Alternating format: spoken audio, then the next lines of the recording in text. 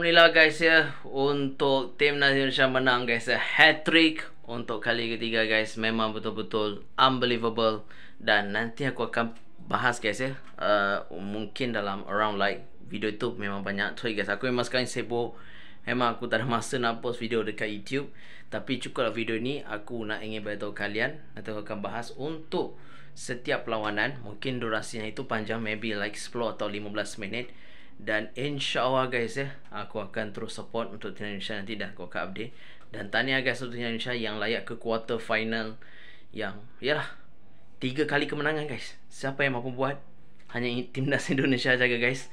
Biasanya guys, kali kau kawaki ASEAN semuanya mereka mungkin dapat point, mungkin seri kalah. Dan tapi kalau ikut Indonesia semuanya menang guys. Menang Korea Selatan, menang Afghanistan, menang ke atas Yaman. Memang betul-betul unbelievable lah untuk timnas U17 dan layak ke Piala Dunia secara clean quarter final.